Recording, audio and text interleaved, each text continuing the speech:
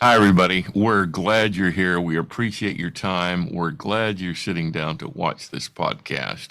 You're going to find that it is well worth your while. Our guest today, Craig Morley. Now, Craig is with us today simply as Craig. Yes, he's a sitting member of the ASB, but he's not here because he's on the ASB. He's here because he's a state certified a general real estate appraiser in 3 states, Utah, Arizona, and Nevada, and because he's got a lot of experience in all sorts of areas of appraisal. So we look to Craig today for his wisdom, not because he's on the ASB, but because of the many years he's put in into appraisal. He's been on the Utah board. He chaired the Utah board. He was on NAR's appraisal section. He chaired NAR's appraisal section. But again, he's just here today as Craig. Now, Craig, with all that out of the way, how are you this morning? Very well. The daylight savings time is taking a day or two to get used to, but other than that, we're doing pretty good. Yeah, we're recording this relatively early in the morning, so where you are is probably still dark. Well, Craig, thank you again for being here and taking time from your work and your family. I appreciate it. You and I have spoken extensively about various topics of appraising, one of which is the concept of critical thinking. Now, there is no standard definition of critical thinking in real estate appraisal. So let's not try to define it. Let's not get bogged down there. But let's take a look at the concept of critical thinking from the fact that there are probably a lot of appraisers who, because they're not trained in it, do not engage in it. And that is the basis basically for all of the analytics we engage in an appraisal. So go ahead, Craig, if you would. And you and I had spoken about some case studies and illustrations of the need for critical thinking and the ramifications of what happens when the appraiser doesn't resort to critical thinking, but rather resorts to boilerplate, tradition, rules of thumb, etc. So if you would please, your thoughts on all of this. Tim, I think probably the biggest challenge that we have is trying to understand how the market is responding to different external characteristics, of the market as a whole, and specific characteristics for a property that's being appraised. Years ago, I was interacting with a commercial designated appraiser who was appraising an older home that was being currently used as an office space. It had a large, it was on a pretty large parcel of land situated in the central part of town. And the property was being purchased by a law firm. And their intent was to take this home and do some renovation and expansion and make it a little larger building. The appraiser is going through this process, and he cannot get the numbers to work out. He's doing an income approach essentially, and he can't figure out why they're paying so much money for this property, because the rent data and the comparable sales data, and he's using a price per square foot. A lot of most of your commercial appraisers are looking at a price per square foot, whereas residential appraisers typically are not. And so as this appraiser is going through, he cannot figure out why things aren't working out the way, or inconsistent with the price that these well-informed buyers are willing to pay for the property. Well, the problem that had not been addressed by the appraiser was that it had surplus land. And if you took the land that was required to support the existing residential home that had been converted into into an office, and the required parking, you still had a significant chunk of land that was surplus to the current use, and the buyers had intended to use that as part of expansion and additional parking. If you were to add the value of that surplus land, it came in perfectly with the price that they were willing to pay for the property. The appraisers over here trying to figure out how to jack the market rent up, to try to get the numbers to work, and had failed to step back and look at the problem and realize that the reason the buyers were doing what they were doing was because of surplus land and their need to expand the existing facility. And so I think sometimes we become so routine in the way that we perform our analysis that we sometimes step back and try to break it into its component parts and say, why is this happening the way that it is?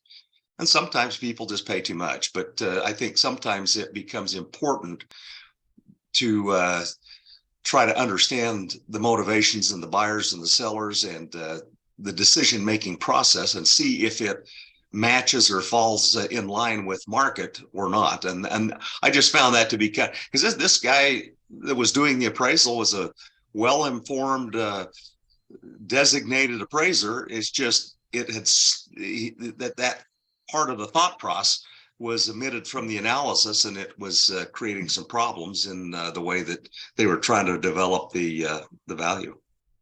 Craig, so what you're saying basically is that while the appraiser was qualified to do the job competently and was independent, et cetera, et cetera, et cetera, the appraiser's scope of work, through nothing other than possibly inertia, was too narrow to answer the appraisal question.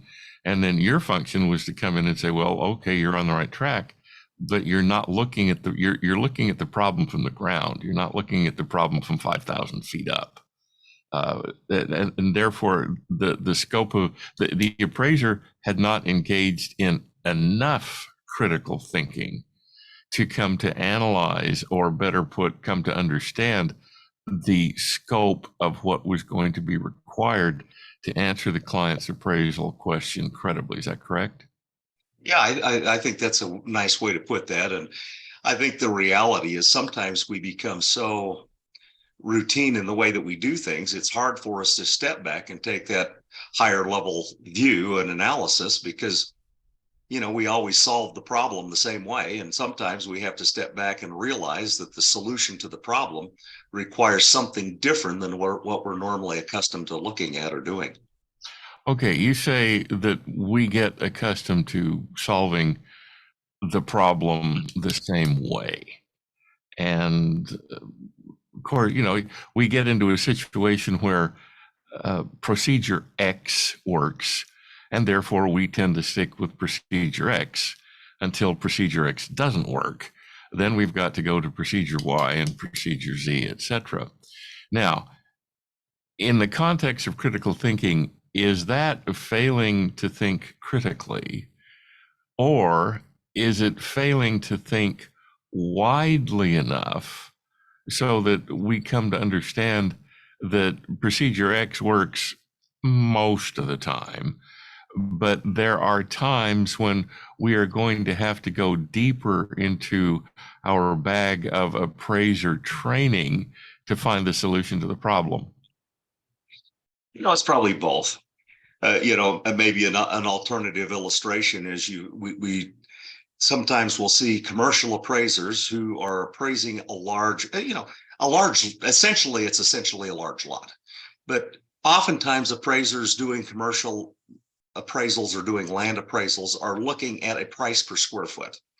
And so I've got a 10-acre lot, and I'm thinking of a specific illustration where an appraiser is appraising a 10-acre lot up in a canyon where the zoning basically says the minimum lot size is 10 acres. You can't really subdivide or split it into smaller parcels. But the appraiser is going in and looking at all of the comparable sales in competing areas on a price per acre. And that's fine. There's nothing wrong with that, except that at the end of the day, you still have to look at it. Most people buying that 10-acre lot aren't buying it on a per acre basis. They're buying it because it's a building lot. I've got a building pad with the utilities and services and access of that, required to support a single home on that 10-acre lot. But when I go in and find parcels that are 20 acres that are capable of supporting, 2-acre lots, you may come up with the analysis may be flawed, or the comp selection that I'm using may be flawed, because the guy buying the 20-acre parcel to build 4 homes on, is probably a different buyer, or the purpose of the purchase is different than the one that's buying a 10-acre lot.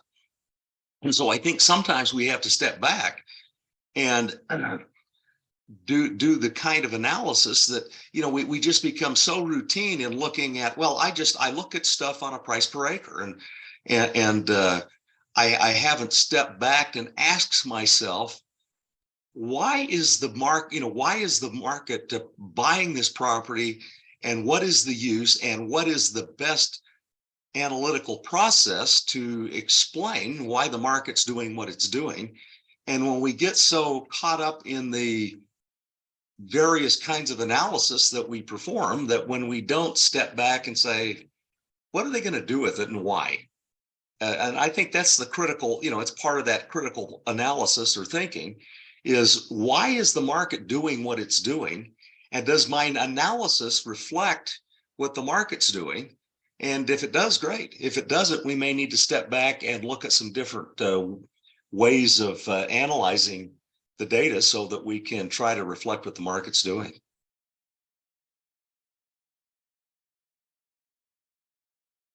You're on mute, I think. Let me get my microphone off. Okay, there we go. All right.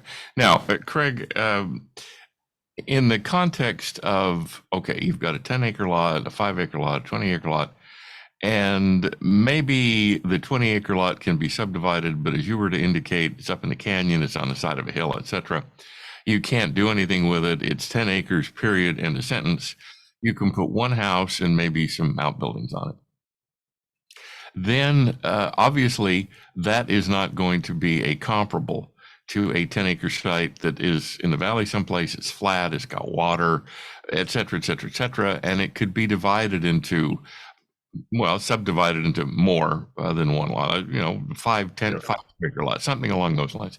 So obviously those two scenarios, even though they're both 10-acre sites, and they may even have the same zoning, frankly, but the two 10-acre sites are different in their highest and best uses. Therefore, they would have to be analyzed completely separately.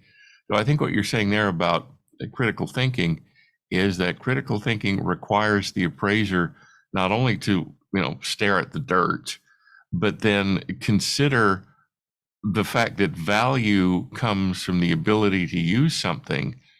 And a 10-acre site that can be used for subdivision into 5 2-acre sites has a different value, in other words, a different highest and best use, than a 10-acre site that can have a house and a series of outbuildings on it. Now, again, in the context of critical thinking, go back to your experience on the Utah board. Did you ever see a situation in which an appraiser was faced with something just like this, 2 10-acre sites or similar size sites, but because they had different uses, therefore different values, the appraiser, by continuing to use process X and not taking into account that the site could have another use or uses, found him or herself on the wrong end of a letter from the state appraisal board? Unfortunately, it happened far too frequently. And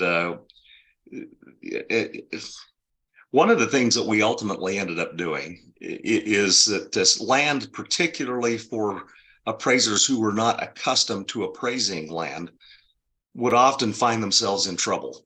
So we would see situations where appraisers would appraise a commercial parcel of land and use residential sales as physically they're about the same, locationally, they're pretty close by. They're just finding land sales that have occurred without really taking into consideration the use allowances under zoning that may possibly affect the value of the property. Sometimes, we've seen a lot of situations where residential land is selling at a higher price per square foot than commercial land. But the reality is that all of the elements of highest and best use then begin to dictate how we select our comps and the type of analysis we perform on those comps to come up with a reasonable and reliable value conclusion. And I remember seeing an assignment where a residential appraiser had picked up some farmland out in a rural community. This rural community is growing rapidly, and the property was zoned so that you could put apartments on it. But they're using farmland as comparable sales to try to come up with the value of this property, and they're doing it on a land form, which is not ideally suited for that type of analysis. And the result is that the property owners are unhappy.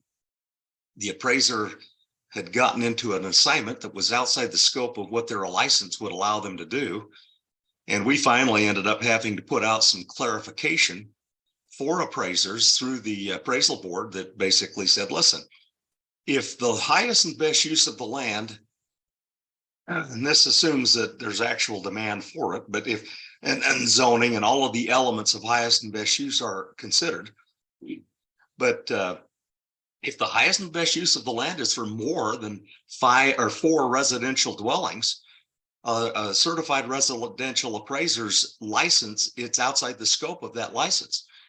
And so this is not a, it's something as an appraiser, we probably want to step back as we get some of these assignments and make sure that we're not doing work that is outside the scope of what our state license will allow us to perform. Now, if I'm in a state that doesn't require licensing, it may not be a problem, but it's always something you want to double check and make sure, because the last thing you want to do is get involved in an assignment that ends up costing you a lot of time and aggravation because I shouldn't have done it. And the probabilities that somebody's going to be unhappy and turn in the appraisal to a regulatory agency increases exponentially when we get into those kinds of situations. Craig, as I'm listening to you, I'm getting the feeling that as we talk about critical thinking, we're not separating it significantly from the concept of competency. And you mentioned the fact that if somebody states cert res, then and if a site can be developed with something other than simply a house, there may be an issue with competency. And I wanted to address that fact. So it looks like where we're going is critical thinking is precedent to competency. And then competency is precedent to credibility. Now, let me back up to the concept of competency for a minute. You were saying that somebody is appraising 25 vacant acres in an area where they grew up in. They're very familiar with it. They're inordinately geographically competent. But despite this geographic competence, they were not competent to recognize the fact that this 25 acres of farmland wasn't 25 acres of farmland. It was 25 acres of land that would much more profitably grow houses than tomatoes. So as we talk about the concept of critical thinking, precedent to competency, precedent to credibility, am I connecting these three properly, or am I just pulling stuff out of the air and trying to match together stuff that really shouldn't be matched together? No, I think they're all interrelated. And I think that's part of the challenge, is that it requires a degree of critical thinking as we go through that highest and best use analysis. We look at it and say, legally, what can I do? What are the trends in the area? What are the economics? The fact that I can do something legally, does it make sense economically? I have to pull all of those elements together. And as we go through that initial stage in developing an appropriate scope of work by taking all of the information about the property, the client, the intended use, the intended users, the characteristics of the property, the market characteristics, and all of those elements that then help us develop a scope of work to solve the appraisal problem. It requires some critical thinking so that we can think through the process on how's the best way to solve this appraisal problem. And if we fail at that initial stage of, and oftentimes we get into these assignments and what we think we've got ourselves into ends up being a much different than, because facts about the market or the property change or become revealed to us that change the way we have to think about and solve the appraisal problem.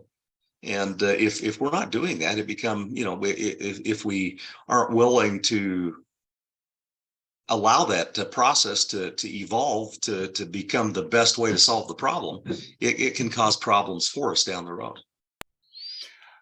Craig, let's talk about this in the context of problems. All right.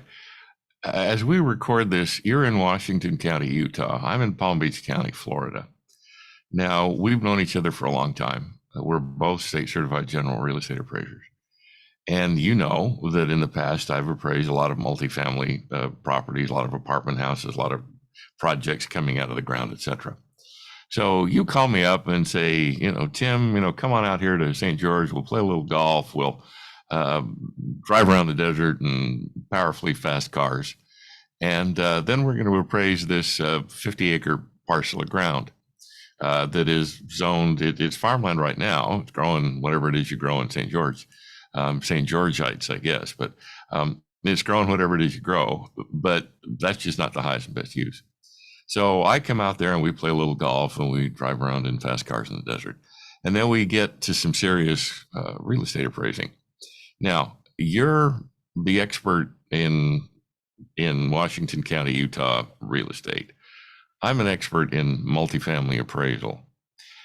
Is part of critical thinking the ability to come to the conclusion that maybe you're just not competent to appraise a job and you've got to bring in outside help in order to complement your talents to end up with a credible value conclusion?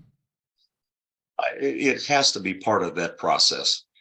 And I think sometimes the problem we run into, especially in the current environment, I think this current environment creates a situation where appraisers have the ability to get themselves into trouble because they're looking for work. And I need work. It's slow. There's not much going on. And so I'm either expanding my practice to include non-residential or non-lender type assignments, or I get an assignment in and I don't have much going on and it's in a commercial zone. And I want this thing to be a house and I want it to be residential because the lender can make the loan and life is good and I can get a fee. But if it turns out the highest and best use is not residential, I forego the opportunity to perform the appraisal. I miss out on the fee, and so I've potentially got myself in a jam because at some point, if it turns out that this property truly is not the highest and best use is not residential, and I perform the assignment anyway, and I don't notify my client as to the true nature of the property, the potential for giving me problems down the road magnifies significantly. And so taking the time to make sure that we've gone through that analysis, that critical thinking, is this what I think it is or what I want it to be or what I hope it is or not? And taking the time to make sure we do that, I think is so important. And unfortunately, I've seen far too many people who have a lapse in judgment, I suppose, in making that decision whether to accept the assignment or not. Okay, lapse of judgment. All right. So as we talk about critical thinking, I think we've pretty much decided that critical thinking can include the thinking that appraiser X is not qualified to carry out this assignment for whatever reason. And therefore, it's perfectly acceptable to bring in someone else to help. So critical thinking is not, we're not thinking high mathematics, we're not thinking calculus, we're not thinking regression analysis.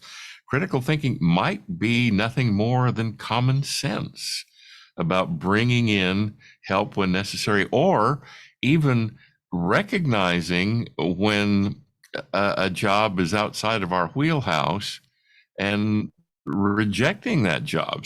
Does that make sense? And I got one more question. Does that make sense? Yeah, no, absolutely. And I think that becomes probably the most important part of the process, is to making sure that we're not getting ourselves involved in assignments that are outside of our wheelhouse. And we see that in so many ways, and it may be as something simple as I've got an old house, but it turns out it's in the historic registry. And I've appraised lots of old houses, but I haven't appraised any that have that historic registry. It sometimes can have an impact on what people are willing to pay for these things.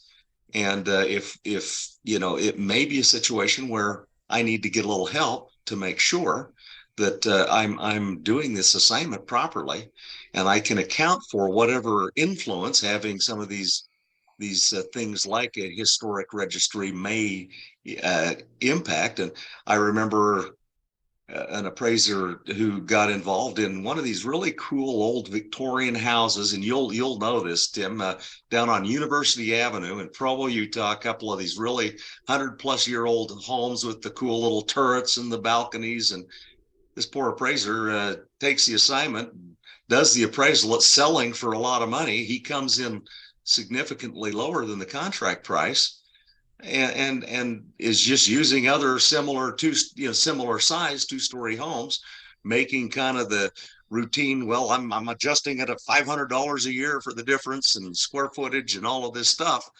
and ends up running into a problem, having never appraised a historic home before, but having gone through the typical process that they go through on typical housing, which may or may not be accurate reflecting what the market's doing. And because they kind of have this rote process that they go through, they end up with results that don't reflect what the market's actually doing. And it gets them into trouble because of the lack of experience and knowing how to deal with the influence of some characteristic with the property, such as a historic characteristic or something else that will influence how the market behaves. So critical thinking applies, therefore, to more than pure analytics, more than the math behind the analytics. Now, let me run another question past you. You mentioned a few minutes ago the concept of relevance, and we're recording this in March of 2023. And it was just very recently that Fannie Mae came out and said, in so many words, appraisers, under certain relatively narrow circumstances, we're not going to use you anymore because we don't need you. We've proven that what you're able to provide for us just doesn't satisfy our needs in very narrow circumstances. Okay, now let's talk about relevance. Given the fact that there are a whole lot of appraisers out there, and to some extent there is going to be less work because of Fannie's decision, and because as we record this, there is an external obsolescence factor in the market of interest rates being about 7%, whereas a year ago they were below 4%, probably closer to 3%. So, Craig, how are we going to stay relevant? How are we going to pick up the phone and say, "Hi, lender, you haven't called me in a long time. Why?" And the lender says, "Well, what we need, you don't provide to us anymore. We got to have more than just a filled out form. We've got to have a risk analysis. We've got to have a SWOT analysis, a strength, opportunities, weakness, and threat analysis. And your simple 1004 form just isn't cutting it for us. We can get the same thing you guys give us for $25 from an AVM, So what is it, Craig, that appraisers have to do starting literally right now in order to stay relevant, in order to stay abreast of what's going on, in order to be able to stay in the wheelhouse, to have a wheelhouse to stay in? How do we stay relevant?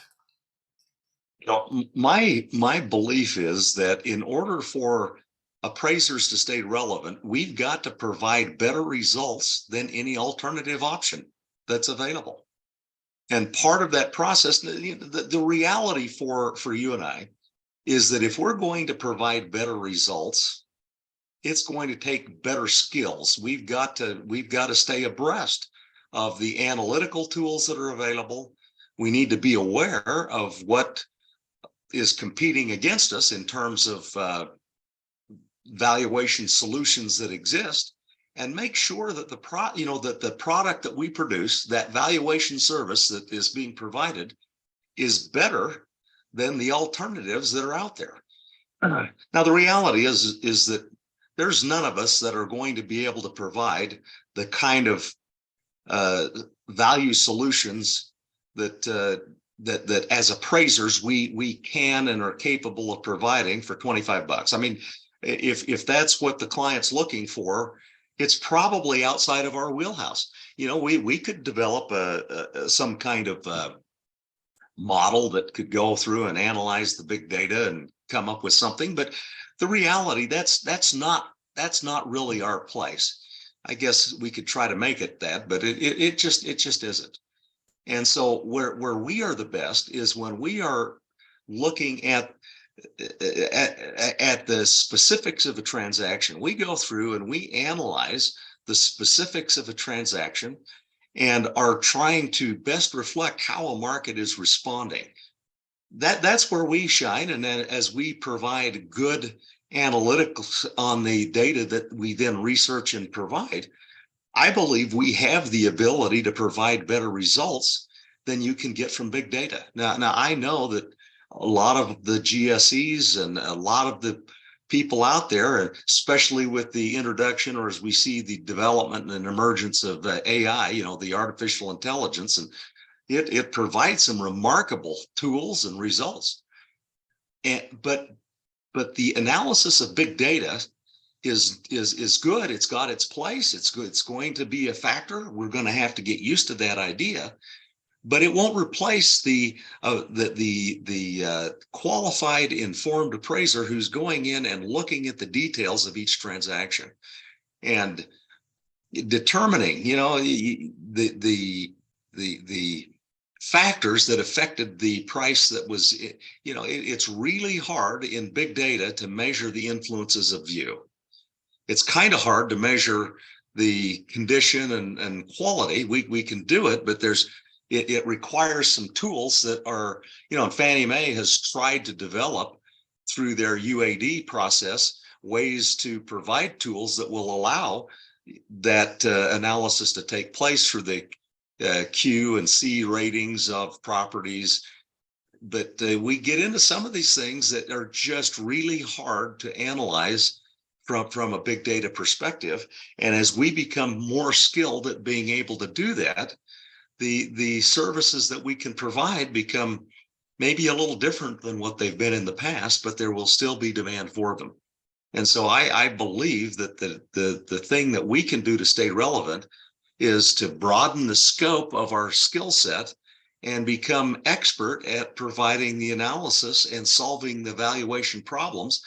I guarantee that in the process of time, that the big data that the GSEs and these others are looking at, they're going to discover are not as reliable as they think they are. And having seen some of the results from the big data that's being provided there, especially as you look at the QC and the comps that are being offered from Fannie Mae that says, well, why didn't you look at this or that or the other? You look at that and say, well, if that's what your model's suggesting as being comparable, the model still has some problems. And as appraisers, I think that's where we are able to help solve some of those problems, because there's only so much you can do at this point with the big data and the analytics that they provide. Craig, okay, analytics, big data. All right, putting, and this is my last question, and putting those in the context of critical thinking. Obviously, an AVM, an algorithm, et cetera, can certainly analyze far more data than we can, far more quickly than we can ever imagine, given our human limitations. But you mentioned, for example, that big data doesn't really help when you're trying to figure out the value of a view. And big data, you were mentioning those beautiful old Victorian houses along University Drive in Provo, that big data would really not help in appraising those because, well, there are those beautiful homes, there aren't that many of them, and therefore they're not going to form a significant component of the data loaded into the algorithm. So, from a standpoint of critical thinking, uh, basically, I think what you're saying is what we have to sell, and which, in this is my opinion, totally, we have done a lousy job of selling in the past, is not our ability to analyze data, because quite frankly, we're limited because we're humans, but our ability to analyze data that big data can't analyze, and our ability to put a human touch on the data that we analyze, to recognize the fact that somebody just might be willing to pay more for that beautiful old Victorian with the cupolas and the gingerbread and the funky circular staircases and the widow's walks, et cetera, et cetera, et cetera, that just aren't part of modern construction. So from that standpoint, from a standpoint of critical thinking, of being able to more than analyze property, but being able to interpret the human need to have something beautiful, to have something that is outside of the ordinary. Is that something that we have to start selling to our potential customers, or is that just so unique and so one-off that it just doesn't make all that much difference? Tim, that's a really interesting question because so frequently I know appraisers that the only thing they want to do is the cookie cutter appraisal. I want the one I can get in and out of easily, that takes very little brain power. I've got 6 sales within the last 3 months that are a model match. And the reality is that those are the properties that big data is really good at putting a value on. Where it's not very good at putting a value on is the hard stuff, the stuff that's a little unique, the stuff that's in rural areas, the areas where you've got certain kinds of transitions taking place. And unfortunately, many of us, well, that's hard. I don't want it. I don't think I can put appraisal on it because, or a value on it, because I don't have an identical property, next door. And the reality is that is the area where the market needs qualified, competent appraisers to perform those assignments, because the big data can't. And so I think the reality is, for many of us, we're going to see the easy stuff being done by the models and the hard stuff being reserved for the appraisers. And if, as appraisers, we can become better at doing the hard stuff, we will remain relevant in the market, because there's not really a better option available. And I would hope that as we look at the transitions that are taking place with AI and these other things, AI has a place, technology has a place, big data has a place. But I believe that we as appraisers have a place too. We've just got to figure out where that niche is. And I'm afraid the challenge is going to be, it's going to be in the areas where big data and these other areas are not good at. And if we can be good at that in those areas, then there will always be demand for us. And the reality is not only will there will be demand, but you'll be able to make some money doing it. And we've found that in our own practice, that if we're willing to do the hard stuff, there's demand and you can get paid for it. And that's where I think we're going to find the place for appraisers as we see some of the technologies evolve.